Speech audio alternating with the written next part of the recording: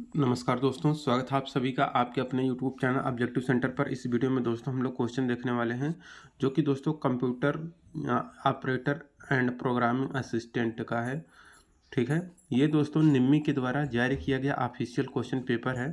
ठीक है, जो कि दोस्तों आपको सैम्पल पेपर के रूप में दिया गया है। तो यहाँ पर देखिए, यहाँ पर जो जावा का है, जावा का 3 सेट इन्होंने जारी किया है और इसके बाद यहाँ पर पाइथन का भी 3 सेट जारी किया गया है। टोटल यहाँ पर 6 सेट निम्मी के द्वारा जारी किया गया है।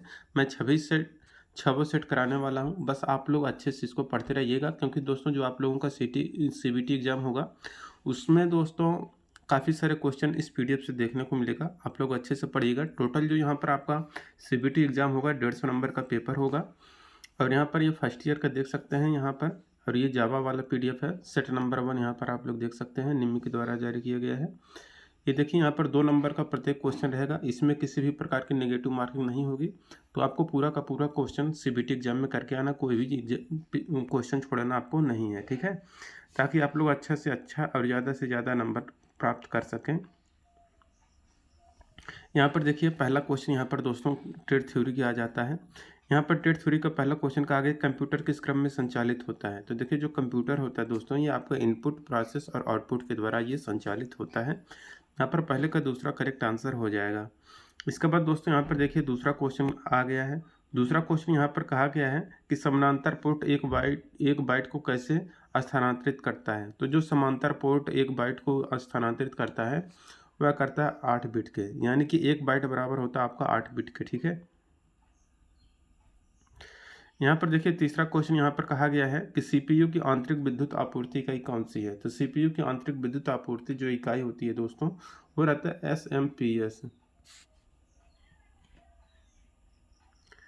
चौथा क्वेश्चन यहाँ पर देखिए, कहा गया है कि मदरबोर्ड में एक्सपेंशन स्लॉट का उद्देश्य क्या है। तो मदरबोर्ड में एक्सपेंशन स्लॉट का जो मेन उद्देश्य रहता है वो रहता है दोस्तों आपका कि अतिरिक्त बाह्य उपकरणों को इंसर्ट करने के लिए। यहाँ पर चौथा आपका करेक्ट आंसर हो जाएगा। अतिरिक्त बाह्य उपकरणों को इंसर्ट करने के लिए मदरबोर्ड में एक्सपेंशन स्लॉट दिए जाते हैं। विद्युत झटके की गंभीरता को कौन सा कारक प्रभावित करता है। तो देखिए, विद्युत झटके की गंभीरता को जो कारक प्रभावित करता है वो कारक रहता है आपका करंट पासिंग की अवधि। ठीक है, तो कितने समय तक आपके शरीर से करंट प्रवाहित हो रहा है ये आपका मायने रखता है। क्योंकि अगर आपका बाई चांस कुछ ही समय के लिए हुआ, थोड़ा सा बस हुआ, तो आप बच भी सकते हैं, लेकिन ज़्यादा समय तक अगर करंट आपके शरीर से प्रभावित होता रहा तो आपकी जान भी जा सकती है। ठीक है, छठा क्वेश्चन यहाँ पर देखिए, कहा गया है प्राथमिक चिकित्सा एबीसी का फुल फॉर्म क्या है। तो देखिए, एबीसी का फुल फॉर्म होता है A for airway, B for breathing, C for circulation. आपका छठे का दूसरा करेक्ट आंसर हो जाएगा। ठीक है, एएलयू का फुल फॉर्म क्या होता है। तो देखिए, एएलयू का फुल फॉर्म होता है अर्थमेटिक लॉजिक यूनिट। यहाँ पर तीसरा करेक्ट आंसर हो जाएगा। आठवां क्वेश्चन है करंट क्या है। तो देखिए दोस्तों, जो करंट होता है वो आपका इलेक्ट्रॉनों का प्रवाह है। तो फ्लो ऑफ इलेक्ट्रॉन यहाँ पर करेक्ट आंसर हो जाएगा। नौवां क्वेश्चन यहाँ पर देखिए, कहा गया आर्म लिफ्ट बैक प्रेशर विधि कौन सी है। तो देखिए, आर्म लिफ्ट बैक प्रेशर जो विधि होती है यह दोस्तों है आपका नेल्सन मेथड। तो नेल्सन की विधि आपका करेक्ट आंसर हो जाएगा। यहाँ पर 10 नंबर का क्वेश्चन यहाँ पर कहा गया है डेस्कटॉप और पर्सनल कंप्यूटर को और क्या कहा जाता है। तो देखिए, डेस्कटॉप और पर्सनल कंप्यूटर को दोस्तों हम लोग कहते हैं माइक्रो कंप्यूटर। यहाँ पर माइक्रो कंप्यूटर आपका करेक्ट आंसर हो जाएगा। 11 नंबर क्वेश्चन यहाँ पर कहा गया है एसएसडी का फुल फॉर्म क्या होता है। तो देखिए, एसएसडी का जो फुल फॉर्म होता है वो होता है आपका सॉलिड स्टेट ड्राइव। ठीक है, तो सॉलिड स्टेट ड्राइव आपका करेक्ट आंसर हो जाएगा यहाँ पे। 12 नंबर क्वेश्चन यहाँ पर कहा गया कि बिजली का झटका लगने पर सबसे पहले क्या कार्रवाई करनी चाहिए। तो देखिए, बिजली का झटका लगने पर जो कार्रवाई करना चाहिए वो रहता है कि आपको जो मेन स्विच रहता है उससे बिजली के पावर का जो सप्लाई है उसको बंद कर देना चाहिए। ठीक है, तो बिजली बंद कर देखिए, इलेक्ट्रिक पावर जो स्विच है उसको ऑफ कर देना चाहिए। ओएस के लिए कौन सा सही है। तो ओएस के लिए जो उदाहरण है, यानी कि ऑपरेटिंग सिस्टम की यहाँ पर बात किया जा रहा है। तो जो ऑपरेटिंग सिस्टम है दोस्तों, ये है आपका विंडोज ऑपरेटिंग सिस्टम। ठीक है, बाकी ये सब आपका एप्लीकेशन, ये एंटीवायरस है, एमएस ऑफिस सबका एप्लीकेशन है, माइक्रोमीडिया ये आपका अलग ही चीज़ है। ठीक है, 14 नंबर क्वेश्चन यहाँ पर कहा गया है कि कौन सा कंट्रोल पैनल एप्लेट कंप्यूटर की जानकारी देता है। तो देखिए, एप्लेट कंप्यूटर की जो जानकारी देता है वो आपका रहता है सिस्टम और सिक्योरिटी, व्यवस्था और सुरक्षा।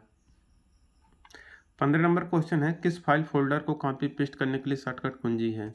तो देखिए कॉपी पेस्ट Ctrl+C से आपका कॉपी हो जाएगा, ठीक है, और Ctrl+V से आपका पेस्ट हो जाएगा। चौथा आपका करेक्ट आंसर हो जाएगा, ठीक है। देखिए यहाँ पर 16 नंबर का क्वेश्चन कहा गया है कि PDOS का दूसरा नाम क्या है? तो PDOS का जो दूसरा नाम होता है वो रहता है आपका फ्लैशिंग। यहाँ पर तीसरा करेक्ट आंसर हो जाएगा फ्लैशिंग। विंडोज ऑपरेटिंग सिस्टम में पिन किए गए एप्लीकेशन कहाँ रहते हैं? तो देखिए विंडोज ऑपरेटिंग सिस्टम में पिन किए गए जो एप्लीकेशन होते हैं वो रहता है आपका टास्क बार में, ठीक है, जो कि टास्क बार होता है आपको नीचे की तरफ रहता है। आप लोग सबसे नीचे जो बॉर्डर देखते हैं उसी में आपका वो एप्लीकेशन शो करने लगता है, वहीं पे पिन हो जाता है, ठीक है। नोटपैड फाइल का एक्सटेंशन क्या होता है? तो देखिए नोटपैड फाइल का जो एक्सटेंशन होता है वो रहता है दोस्तों आपका .txt। 19 नंबर क्वेश्चन यहाँ पर कहा गया है, कंट्रोल पैनल में उस टूल का नाम बताएं जिसका उपयोग आपके कंप्यूटर की सेटिंग को वॉइस कमांड से समायोजित करने के लिए किया जाता है। तो ये रहता है दोस्तों आपका ईज ऑफ एक्सेस, ठीक है। तो ईज ऑफ एक्सेस यहाँ पर करेक्ट आंसर हो जाएगा ये। स्टार्ट मेनू खोलने के लिए उपयोग की जाने वाली शॉर्टकट कुंजी क्या है? तो स्टार्ट मेनू खोलने के लिए जो शॉर्टकट कुंजी यूज की जाती है वह विंडोज लोगो होता है, ठीक है। 21 नंबर क्वेश्चन है कि प्रिंटर किस प्रकार की डिवाइस है? तो देखिए जो प्रिंटर होता है ये आपका आउटपुट डिवाइस होता है, ठीक है। तो आउटपुट डिवाइस यहाँ पर दूसरा करेक्ट आंसर हो जाएगा। ऑपरेटिंग सिस्टम का कार्य क्या होता है? तो देखिए ऑपरेटिंग सिस्टम जो होता है इसका कार्य होता है प्रोसेस और मेमोरी मैनेजमेंट का काम होता है, ठीक है।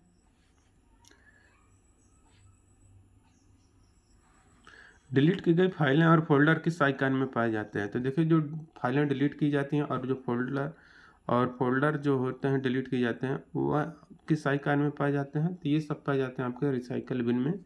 तो 23 का यहाँ पर दूसरा करेक्ट आंसर हो जाएगा रिसाइकल बिन।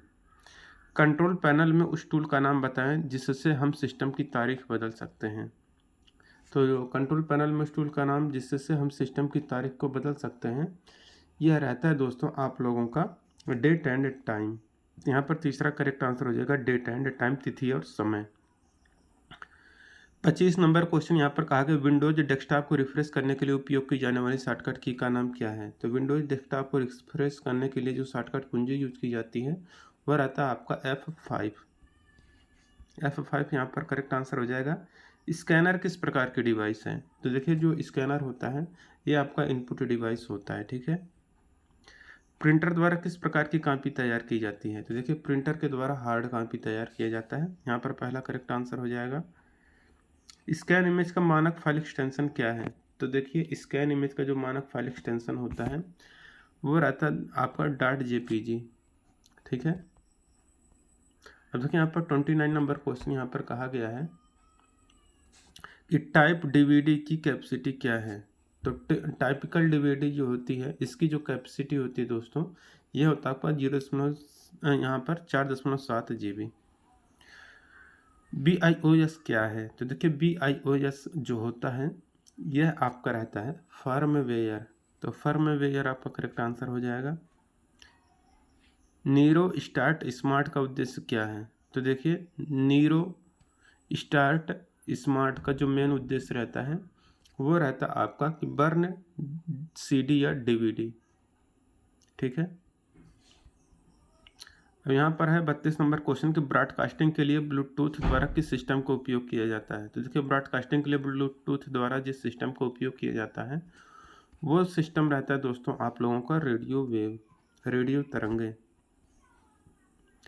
अब देखिए यहाँ पर दोस्तों अगला क्वेश्चन यहाँ पर 33 नंबर का कहा गया हार्ड ड्राइव पर किस डेटा को डिलीट करने की प्रक्रिया क्या है? तो हार्ड ड्राइव पर सभी डाटा को डिलीट करने की जो प्रक्रिया होती है वो रहता है आपका फॉर्मेटिंग का। 34 नंबर क्वेश्चन यहाँ पर कहा गया है कि मॉनिटर को CPU से कनेक्ट करने के लिए किस पोर्ट का उपयोग किया जाता है? तो देखिए मॉनिटर को CPU से कनेक्ट करने के लिए जो पोर्ट हम लोग यूज करते हैं वह VGA पोर्ट होता है। 35 नंबर क्वेश्चन है स्टैटिस्टिकल एनालिसिस पैकेजों में क्या समानता होती है? तो स्टैटिस्टिकल एनालिसिस पैकेजों में जो समानता रहती है वो रहता है स्प्रेडशीट पैकेज का। 36 नंबर क्वेश्चन है, कौन सा सॉफ्टवेयर कंप्यूटर के प्रमुख हार्डवेयर घटकों को ऑपरेटिंग सिस्टम के साथ इंटरफेस करता है? तो जो सॉफ्टवेयर कंप्यूटर के प्रमुख हार्डवेयर घटकों को ऑपरेटिंग सिस्टम के साथ ऑपरेट करता है वो रहता है आपका BIOS। ठीक है। अब 37 नंबर क्वेश्चन यहाँ पर कहा गया है, कौन सा सॉफ्टवेयर सिस्टम सॉफ्टवेयर और हार्डवेयर के बीच ब्रिज का काम करता है? तो जो सॉफ्टवेयर सिस्टम सॉफ्टवेयर और हार्डवेयर के बीच ब्रिज का काम करता है वो रहता है आपका एप्लीकेशन। यहाँ पर दूसरा करेक्ट आंसर हो जाएगा एप्लीकेशन। 38 नंबर क्वेश्चन यहाँ पर कहा गया, कौन सा वायरस एप्लीकेशन सॉफ्टवेयर की महत्वपूर्ण फाइलों को संक्रमित करता है? तो वायरस एप्लीकेशन जो सॉफ्टवेयर की महत्वपूर्ण फाइलों को संक्रमित करता है वो आपका मैक्रो वायरस होता है। ठीक है, तो मैक्रो वायरस आपका करेक्ट आंसर हो जाएगा, यानी कि दीर्घ वायरस वाला। 37 नंबर क्वेश्चन है, DOS कमांड किस डायरेक्टरी को डिलीट करता है? तो DOS कमांड जिस डायरेक्टरी को डिलीट करता है वो रहता है आपका RD। 40 नंबर क्वेश्चन है कि लिनक्स में कौन सा कैरेक्टर पेरेंट डायरेक्टरी का प्रतिनिधित्व करता है? तो जो कैरेक्टर पेरेंट डायरेक्टरी का प्रतिनिधित्व करता है वो रहता है आपका डबल डॉट।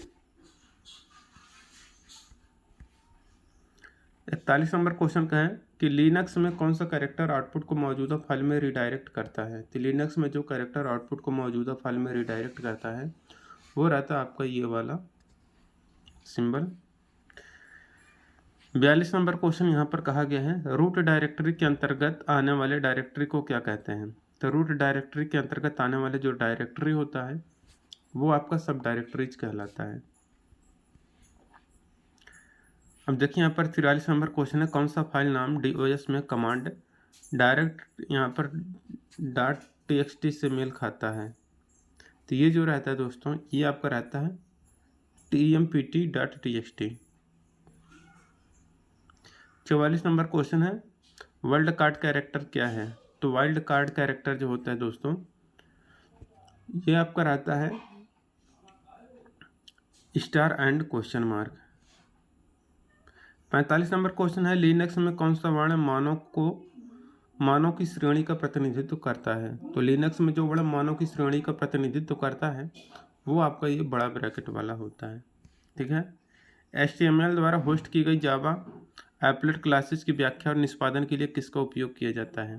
तो HTML द्वारा होस्ट की गई जावा एप्लेट क्लासेस की व्याख्या और निष्पादन के लिए जिसका उपयोग किया जाता है वो रहता है आपका एप्लेट व्यूअर। और कौन सा प्रिमिटिव डेटा प्रकार है? तो प्रिमिटिव डेटा प्रकार जो है यहाँ पर वो है आपका दोस्तों INT। 48 नंबर क्वेश्चन है, किस प्रिमिटिव डेटा प्रकार में पूर्णांक शामिल होता है? तो जिस प्रिमिटिव डेटा प्रकार में पूर्णांक शामिल होता है वो रहता है दोस्तों आपका बाइट। यहाँ पर बाइट करेक्ट आंसर हो जाएगा। 49 नंबर क्वेश्चन है, कैरेक्टर का क्रम क्या है? तो देखिए कैरेक्टर का जो क्रम होता है दोस्तों वो रहता है आपका स्ट्रिंग्स का। यहाँ पर स्ट्रिंग्स आपका करेक्ट आंसर हो जाएगा। 50 नंबर क्वेश्चन है, किसी वस्तु के बारे में जानकारी प्राप्त करने के लिए किस विधि का उपयोग किया जाता है? तो किसी वस्तु के बारे में जानकारी प्राप्त करने के लिए जो विधि यूज किया जाता है वो आपका एक्सेसर मेथड होता है। अब देखिए दोस्तों यहाँ पर 50 क्वेश्चन यहाँ पर ये आपका कंप्लीट हो गया। अब यहाँ पर दोस्तों 25 क्वेश्चन आपको देखने को मिलेगा, आपको एम्प्लॉयबिलिटी स्किल का यहाँ पर शुरू हो चुका है। यहाँ पर पहला क्वेश्चन देखिए 51 नंबर का कह रहा है कि नौकरी या काम में होना क्या है? तो नौकरी या काम में होना होता है जो यह आपका कहलाता है रोजगार यानी कि एम्प्लॉय। अब देखिए यहाँ पर 52 नंबर का क्वेश्चन कहा गया है कि जन्म तिथि अस्थायी पता जैसी जानकारी रिज्यूम में किसी के कौन सा हिस्सा होती हैं? तो जन्म तिथि अस्थायी पता जैसी जानकारी रिज्यूम में जो होती हैं यह आपकी पर्सनल डिटेल यानी कि व्यक्तिगत विवरण होता है। तीसरा को यहाँ पर 53 नंबर क्वेश्चन कहा गया है, एक विकास मानसिकता वाला व्यक्ति हमेशा कैसा तैयार रहता है? तो एक विकास या विकसित मानसिकता वाला व्यक्ति हमेशा ग्रो करने, चेंज करने और लर्न करने यानी कि बढ़ो, बदलो और सीखो के लिए तैयार रहता है। नौकरी जो पिछले 5 वर्षों में पुरानी हो गई हैं ये आपका STD बूथ है। ठीक है। अब देखिए नैतिकता का अर्थ क्या है? तो देखिए नैतिकता का अर्थ होता है कि ये तय करें कि मानव आचरण के लिए क्या सही है और क्या गलत है, यही नैतिकता का अर्थ होता है। वैल्यू क्या है? तो देखिए वैल्यू जो होते हैं यह आपका रहता है हमारे दृष्टिकोण और कार्रवाई को प्रेरित करता है। Motivation our attitude and action. 57 number question है, संविधान के उद्देश्यों और सिद्धांतों के बारे में संक्षिप्त विवरण क्या कहलाता है? तो ये द प्रीएम्बल यानी कि प्रस्तावना होता है। ठीक है। अनुचित पद को पहचानिए। तो देखिए दोस्तों, ध्वनि प्रदूषण, वायु प्रदूषण, जल प्रदूषण ये सब होता है, लेकिन हरित प्रदूषण किसी भी प्रकार का प्रदूषण नहीं होता है। यहाँ पर पहला करेक्ट आंसर हो जाएगा। NAPS का फुल फॉर्म पूछा है, तो नेशनल अप्रेंटिसशिप प्रमोशन स्कीम 59 का यहाँ पर एक करेक्ट आंसर हो जाएगा। और 60 नंबर क्वेश्चन यहाँ पर देखिए कहा गया है कि मैन्युफैक्चरिंग में प्रमुख परिवर्तन होते हैं। तो देखिए मैन्युफैक्चरिंग में जो प्रमुख परिवर्तन होता है वह इंडस्ट्री रेवोल्यूशन या औद्योगिक क्रांति होता है, उद्योग क्रांति। 61 नंबर क्वेश्चन यहाँ पर कहा गया पहली औद्योगिक क्रांति की शुरुआत कब हुई? तो पहले औद्योगिक क्रांति की शुरुआत 18वीं शताब्दी में हुई थी। हार्ड कौशल क्या है? तो देखिए 60 वर्ड पर मिनट टाइपिंग स्पीड जो होता है हार्ड कौशल कहलाता है। अपने आप को विकसित करने के लिए आपको क्या करना चाहिए? तो अपने आप को विकसित करने के लिए आपको नो योरसेल्फ, खुद को जानना चाहिए। समय मैनेजमेंट क्या है? तो समय यानी समय प्रबंधन क्या है? तो अपना काम समय पर पूरा करना ही आपका टाइम मैनेजमेंट या समय प्रबंधन कहलाता है। एक रिज्यूम कैसा होना चाहिए? तो देखिए जो रिज्यूम होना चाहिए छोटा और प्रिसाइज होना चाहिए।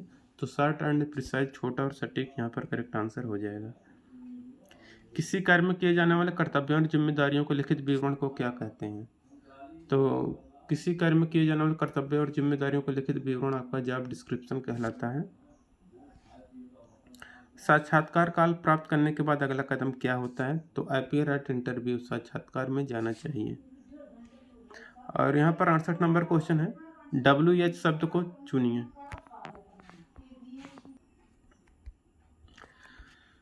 यहाँ पर WH वर्ड को चुनना है। यहाँ पर कौन सा वर्ड भरा जाएगा ये आपसे पूछा गया है। तो यहाँ पर देखिए कहा गया है, यहाँ पर आएगा आपका which animal do you like, तुम कौन सा जानवर पसंद करते हो। ठीक है। 69 नंबर क्वेश्चन यहाँ पर कहा गया कि दिए गए वाक्य में शब्दरोहण के बाद कौन सा विराम चिन्ह आएगा। तो देखिए जब भी दो नाम दिए रहें, ठीक है, तो उनके बीच में हम लोग एंड लगाते हैं, लेकिन जब भी 3 नाम दिए हों तो आगे से 2 नामों के बीच में कामा लगाते हैं और लास्ट के 2 नामों के बीच में हम लोग एंड लगाते हैं। इसी तरह से 3 रहता, 4 रहता, 5 रहता, तो लास्ट के 2 अंक जो 2 नाम दिए रहते हैं वहाँ पर एंड लगाते हैं। बाकी आगे इस साइड जितने भी आते हैं वहाँ पर हम लोग अल्प विराम यानी कि कामा लगाते हैं। ठीक है। 70 नंबर क्वेश्चन है कि हाउ हैव यू बीन। अगर आपसे कोई कह रहे हैं हाउ हैव यू बीन यानी कि आप कैसे हैं, तो आप कहेंगे वेरी वेल एंड यू, हम अच्छे हैं और आप कैसे हैं। ठीक है। सही प्रतिक्रिया चुनिए। When did the accident happen? At 10:30 last night आपका करेक्ट आंसर हो जाएगा। यहाँ पर है कि सही काल को चुने, तो ये आपको चुनना है। तो यहाँ पर कहा गया है I had learned music when I was child. Curriculum Vita को और किस रूप में जानते हैं? तो इसको हम लोग रिज्यूम के नाम से जानते हैं। 73 का दूसरा करेक्ट आंसर हो जाएगा। 74 नंबर क्वेश्चन है कंपैरेटिव एडजेक्टिव यहाँ पर आपको भरना है। तो your pencil is sharper than me हो जाएगा। Your pencil sharper then mine यहाँ पर 74 का दूसरा करेक्ट आंसर होगा। ठीक है। 75 नंबर क्वेश्चन है क्रिया के सही भविष्य काल के साथ रिक्त स्थान को भरें। तो यहाँ पर हो जाएगा वी डट 0 आफ्टर ब्रेकफास्ट। तो 75 के यहाँ पर चौथा करेक्ट आंसर हो जाएगा विल गो। वीडियो अगर अच्छा लगा वीडियो को लाइक करें, अपने दोस्तों के साथ शेयर करिए। मिलेंगे नेक्स्ट वीडियो में। Thank you.